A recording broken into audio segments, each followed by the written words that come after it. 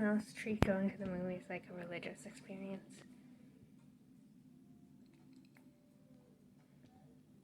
Like, some people go to church, but I go to the movies. Actually, it's been quite a while since I've gone. I'm going to see Project Hail Mary. I don't really know anything about this movie, but it doesn't really matter. You could show me static on a screen, and if I'm at the movies, I'm still going to cheer and clap when it's over. So, yeah, I'll tell you how it goes. So, spoilers. I liked it a lot. Like, more than I wanted to be honest. Just for some background, this is coming from the person who, every time they saw the trailer, would go, oh, not this again. I'm sorry, but that trailer was trash. Actually, maybe it wasn't, because it kind of subverted expectations in a good way, for once. Because the movie looked so boring to me. But then I went and saw it, and it was not boring at all. Probably my favorite movie I went to go see this year. And I've seen a grand total of 1 movie this year. In theaters, anyway. But it does set the bar pretty high. So, where to start? Basically, cinema is back. And you know, I was pretty much dragged. Well, not really. Because if you take me to a movie theater, there can be footage of just static or paint drying or something. And I'll still be like, yeah, that was pretty good. It even had things that I typically don't like in movies, like a cute character that you're supposed to feel bad for when it's in trouble. This movie does that, but I don't mind it for some reason. Maybe it's because said character wasn't just like stupid or just solely made to sell toys. I do have one criticism about it, but I'll get to that in the spoilers. For my spoiler-free review, it's really good. If you like sci-fi, even a little bit, even just a tiny bit, you should probably go see this, or watch it when it comes out if you don't like going to theaters. There's some cool practical effects, and puppetry was actually used for this movie, which is really cool, and we need more of that in movies today. I did read that the whole spaceship was a set piece, and that's awesome. If you're listening, studio executives, more please. It's pretty long, it's 2.5 hours, but you don't really feel it at all. It does not drag, it doesn't waste time. It just gives you the story, and it's really fun. It's not, I guess it is kind of high stakes. Although it is high stakes, it does feel very grounded, and it is more of a character-focused movie rather than an action-based movie. Which, if this was a couple years ago, I probably would have more criticisms, because I used to be an action junkie where if the movie didn't have an action scene, it would be like, what is the point of all this? But now I've expanded my taste a bit, so I can appreciate moments of non-action. And by action, I mean like big explosions and chases. Like there's intense scenes. So it's just not like a superhero movie or anything like that. Also, there was this cardboard cutout thing that you could sit on, and it was like, I went after the movie to sit on it. Not related to the movie, just shout out to my theater. Keeping it real. On to spoilers. There's someone cutting their lawn outside. Hopefully you can't hear that. But if you can, like, use your laser powers and, like, make them stop. I mentioned that I don't really like the manipulative, cute character that audiences want to buy toys of. I would buy a toy of Rocky. I will admit that. Because, like, it's done in a different way. Like, he's not stupid, he's not a baby. It's just, there's a communication boundary, and the main character putting a voice on it. I do like the scene.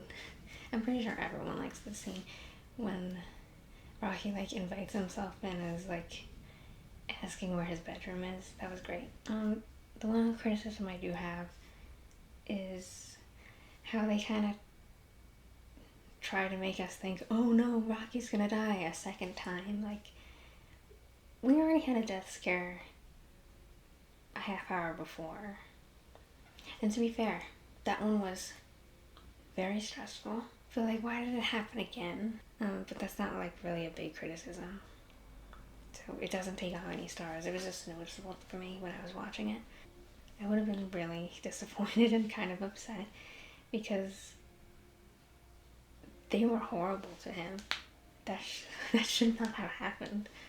But at the same time, it did need to happen for a reason. Like, if they hadn't done that, we wouldn't have met Rocky. But still, if he had gone home, that would have been really upsetting. And I was expecting that to happen for some reason. They didn't go with that. And it was such a good surprise. Like, the ending left such a good feeling. I was not in the mood for a bittersweet ending or a sad ending. And a lot of space movies kind of go with that. Like, oh, bye. Time to go back to boring Earth. Time to lose my best friend. This movie does not do that at all. And so I was quite happy. I was also quite pleased that there wasn't really any romantic subplot in the movie. I feel like I have romance fatigue with movies. Not every movie needs a romantic subplot. It's fine if you enjoy that, but I just don't, because it always feels shoehorned in. And usually the characters don't have chemistry. Ironically, in movies where there's no romantic interest, I find the characters have way more chemistry. Just an observation. I guess you could read this as romantic, and I'm sure AO3 is going crazy with the Grace/Rocky fix, but I enjoyed them as a friendship. Also, Rocky's vernacular is childish, but not overused or overdone. It is just enough to like be quotable and be cute. Okay. I've been quoting already seen, boring, like every day since watching that, because he's just so unimpressed. So yeah, even if you're not here for the heartwarming story, there's still some great visuals in it, and again, it doesn't drag at all. It's, despite the long run time, it does not drag. I don't know how they did that, but they did a good job. I've been leaning towards recently shorter movies, but watching this, there was no scene that needed to be cut, I don't think. Not with my first watch through. I can't think of a scene that kind of went on too long. Oh, and I did like how the perspectives hopped, rather than like, oh, the beginning is just him getting there. How it was like, I don't know what the word is. How it's almost like not chronological, how it keeps jumping back and forth from Grace in the past and Grace in the present moment. I like that. It kept things, maybe that's why I didn't feel like it dragged, because it kept things fresh by jumping back and forth. Which I feel like I don't see that often. A cardinal just landed outside my window. There's 2 cardinals, guys. It's Rocky and Adrian. Like, I don't want to hear people saying, oh, movies aren't good anymore. This just came out. Like, there are good movies being made. You just have to go see them. And from what I heard, it is doing quite well in the box office. But I'll check at the time of posting this. I did like the minimal cast as well. The movie doesn't feel bloated. It just feels kind of perfect. I thought the score was quite good as well. I haven't listened to it again since seeing it. But I remember thinking, oh, this music is pretty provocative. I'd like to listen to it again. I think that's all I have to say. Oh, this is funny. When I was in the theater, I didn't realize this movie had been based on a book. But there was a girl sitting next to me, and she had the book, like, when the lights came on in the theater, I looked over and I saw she had the book in her hands, apparently. I don't know if she was, like, reading in the theater, or just the book wanted to see the movie. Or maybe it was just there for emotional support. I don't know. But anyway, I was like, oh, it's a book. And I asked her, like, oh, is the book good? And she said yes. So that's next on my list of things to read. Shout out to that random lady.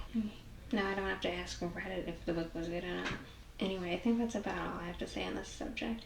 Well, as a final note, I'm glad Ryan Gosling is getting, like, better roles now. I feel like maybe he wasn't taken so seriously as an actor, And he definitely deserves it. He's great in this, especially during the scenes where he doesn't have anyone else but a puppet to bounce his lines off of. So now I think that's all I have to say on it. And yeah, shine on.